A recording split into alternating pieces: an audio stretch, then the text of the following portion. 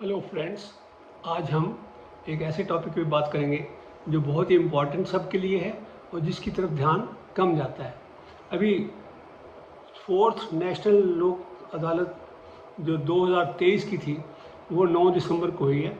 उस नेशनल लोक अदालत में 1,17,45,000 केसेस डिसाइड हुए हैं और वो केसेस मोस्टली चेक बाउंस के थे, या वो लेबर डिस्प्यूट के थे, या वो मैट्रिमोनियल डिस्प्यूट के थे, या बैंक रिकवरी केसेस थे।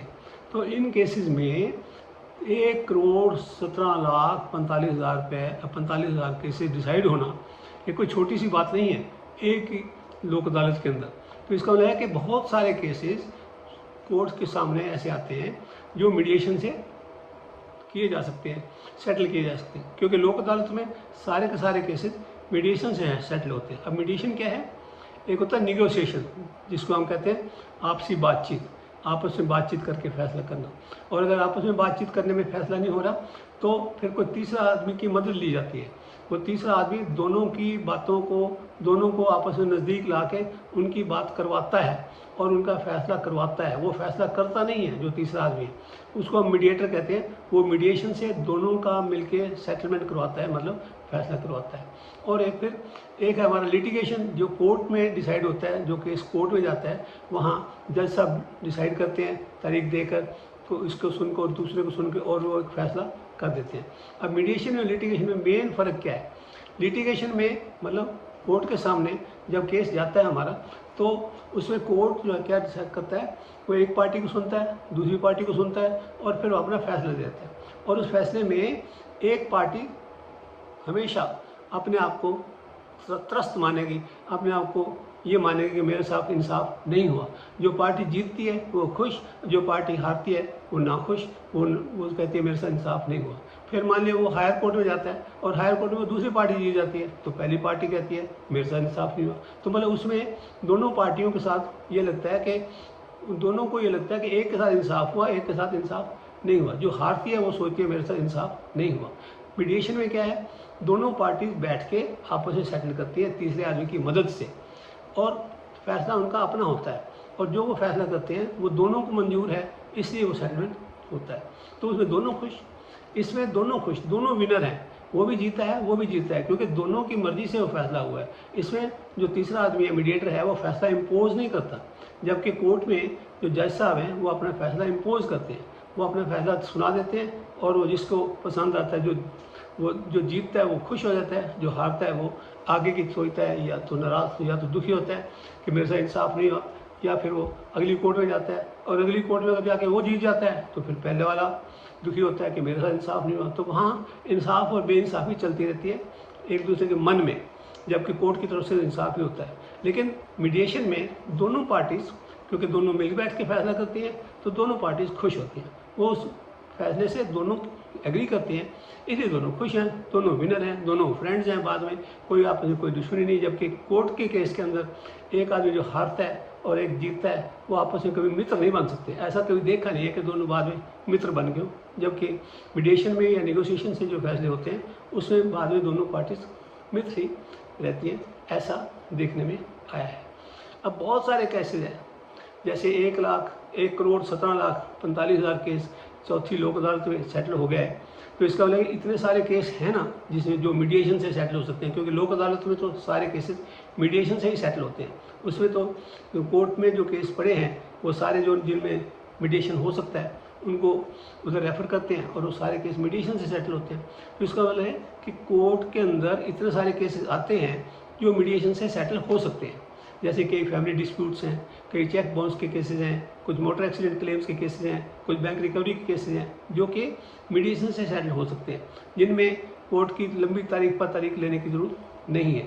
तो इसलिए कोर्ट को चाहिए कि जो केसेस मीडिएशन से सेटल हो सकते हों वो मीडिएशन को रेफ़र कर दें और उनको मीडिएशन से सेटल कराए, या खुद भी मीडिएटर बन सकता है। जैसे लोक अदालत में जो जजेस होते हैं वो खुद मीडिएटर बन जाते हैं कई बार, और वो उनके केसेस को जो मीडिएशन से सेटल हो सकते हैं उनको मीडिएशन के थ्रू सेटल कर देते हैं। ऐसे जब किसी कोर्ट में केसेस आते हैं तो जज साहब देखते ही उनको पता लग जाना चाहिए कि ये केस मीडिएशन से सेटल हो सकता है, तो उसको मीडिएशन को रेफ़र करें पहले, और कोशिश ये करें कि मीडिएशन से सेटल हो जाए तो उसका अपना भार भी घटेगा और वो पार्टी का केस भी जल्दी सेटल हो जाएगा, नहीं ज़्यादा तारीखें भी नहीं पड़ेगी, तारीख पर तारीख भी नहीं पड़ेगी। तो मीडिएशन से जो फ़ायदे हैं वो ये है कि दोनों की दोनों पार्टीज विनर रहती हैं, और लिटिगेशन में या कोर्ट के थ्रू जो केसेस डिसाइड होते हैं उसमें कुछ पार्टियां, एक पार्टी जीतती है और दूसरी हारती है। आपने कभी जीतने और हारने वालों को दोनों को मित्र बनते नहीं देखा होगा, जबकि मीडिएशन से जो सेटल होते हैं उनमें दोनों पार्टियां बाद में भी मित्र बन जाती हैं। बहुत से केसेस हैं फैमिली डिस्प्यूट्स में, एक लेते हैं हम, वो तो फैमिली कोर्ट्स एक्ट ने पास कर ही दिया कि जो फैमिली डिस्प्यूट है पहले वो फैमिली मीडिएशन को रेफर किया जाएगा, और मीडिएशन में अगर वो फेल हो जाता है केस, मीडिएशन फेल हो जाता है या उनका फैसला नहीं हो पाता, या मीडिएटर ये कहता है ये हमारे से मीडिएशन मेरे बस का नहीं है, ये मीडिएशन सेटल होने वाला नहीं है, तो फिर वो केस कोर्ट में चलता है। उससे पहले कोशिश करते हैं कि उसको मीडिएशन से सेटल किया जाए। ऐसे ही लोक अदालत में जो केसेस रेफर किए जाते हैं उनमें भी जिनमें मीडिएशन नहीं होता वो फिर कोर्ट को रेफर हो जाते हैं, फिर वो कोर्ट में लंबे चलते रहते हैं। तो मीडिएशन में कोशिश करनी चाहिए, जो केस मीडिएशन से सेटल हो सकते हों उन केसेस को मीडिएशन से सेटल करने की कोशिश करनी चाहिए। और जितने जजेस हैं जिनके सामने जो केस आते हैं उनको ध्यान से पढ़ने से पता लग सकता है कि ये केस तो मीडिएशन से सेटल होने वाला है। जैसे फैमिली डिस्प्यूट का केस है, कोई लेबर डिस्प्यूट है, कोई बैंक रिकवरी का केस है, कोई मोटर एक्सीडेंट क्लेम है केस है, ऐसे केसेस तो मीडिएशन से सेटल हो सकते हैं। तो उन केसेस को जज साहब पहले से ही मीडिएशन को रेफर करते हैं, बजाय इसकी को तारीख पर तारीख डालते रहे, फिर लोक अदालत का इंतजार करते रहे कि जब लोक अदालत आएगी फिर उनके अंदर उनको मीडिएशन के लिए सेटल करवाएंगे। तो मीडिएशन का अगर वो खुद ही वीक में एक बार या महीने में एक बार कुछ ऐसे केसेस की एक छोटी सी लोक अदालत लगा लें कि जो मीडिएशन सेटल हो सकते हैं वो खुद बैठ के मीडिएशन से सेटल कर दे, या मीडिएटर को रेफर कर दे, क्योंकि अब तो मीडिएशन सेल भी बने हुए हैं फैमिली डिस्प्यूट्स के लिए। जो मीडिएशन सेल बने हुए हैं उनमें जो फैमिली डिस्प्यूट्स जाते हैं, ऐसे ये सिविल केसेस भी जाने शुरू हो जाए और वहाँ जाके वो सेटल हो जाए।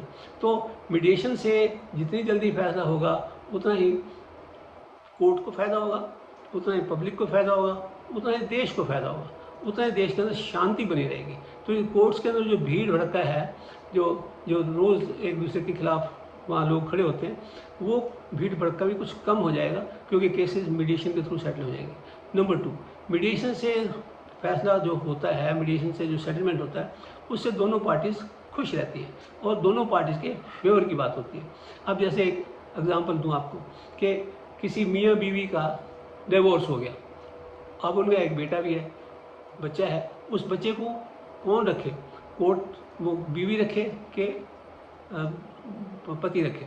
इसके ऐसे बड़े केसेस कोर्ट में पड़े रहते हैं, चाइल्ड कस्टडी केसेस, कि चाइल्ड की कस्टडी माँ को दे के बाप को दे। अब वहाँ वो चक्कर काटते रहते हैं। इससे अच्छा यही ना रहेगा कि दोनों मिल के बैठ के डिसाइड कर लें, आपस में बैठ के या किसी तीसरे की मदद से मीडिएशन के थ्रू डिसाइड कर लें कि बच्चा किसके पास ज़्यादा सेफ, किसके पास ज़्यादा सुखी, किसके पास ज़्यादा खुश रहेगा, और किस माँ को या बाप को बच्चे को रखने में परेशानी कम होगी। तो दोनों मिलकर अगर बैठ के डिसाइड करते हैं, वो बच्चे के फेवर में ज़्यादा सोचेंगे या कोर्ट बच्चे के फेवर में ज़्यादा सोचेगा, जिसका बच्चे से कोई मतलब ही नहीं है। वो तो अपना कानून के हिसाब से बता देगा कि ये फादर के पास रहना चाहिए या माँ के पास रहना चाहिए। लेकिन माँ और बाप दोनों अगर ये बैठ के सोचें कि चलो हम तो आपस में इकट्ठे नहीं रह पाए, कम से कम बच्चे का भविष्य तो ठीक हो जाए, तो बच्चे किसके पास ठीक रहेगा? माँ के पास ठीक रहेगा या बाप के पास ठीक रहेगा, या दोनों मिलके इसका कोई और प्रावधान कर दें, उसको हॉस्टल में डाल दें तो वहाँ ठीक रहेगा। मेरा मतलब कहने का कि बच्चे के बारे में माँ और बाप ज़्यादा सोच सकते हैं कोर्ट के जज की बजाय, जो कि कानून के हिसाब से एक फैसला दे देगा। तो इस तरह से मीडिएशन में दोनों के दोनों पार्टीज विनर होती हैं। जो दोनों का झगड़ा है वो आपस में ख़त्म हो जाता है और दोनों विनर होते हैं, दोनों खुश होते हैं, दोनों बाद में फ्रेंड्स बनते हैं। जबकि कोर्ट के अंदर एक पार्टी लूज़र होती है, एक पार्टी गेनर होती है, और दोनों के दोनों कभी आपस में फ्रेंड्स बनते देखे नहीं, ऐसा सुना नहीं है। इसलिए और मेरा ये सुझाव है कि कोर्ट के अंदर जजेस के पास जो केसेस आते हैं उनमें एक नज़र देखने से पता लग जाएगा कि किस केस में मीडिएशन हो सकता है, कौन सा केस मीडिएशन से सेटल हो सकता है। तो उनको पहले वो मीडिएशन को ही रेफ़र करें, बजाय इसके कि उनको तारीख पर तारीख देते रहें, पहले एक सुने फिर दूसरा सुने, फिर तारीखें लगती रहीं और केस ऐसे लटकते चले जाएँ। वो केसेस खुद छांट लें, लोक अदालत के इंतजार भी ना करें, उस केस को खुद ही मीडिएशन को देके मीडिएशन से सेटल करवा दें। जो मीडिएशन सेटल नहीं होता उनको फिर वो खुद डिसाइड करें, बजाय इसके कि वो लोक अदालत का इंतजार करता रहे कि मीडिएशन के केसेस वहाँ सेटल करेंगे।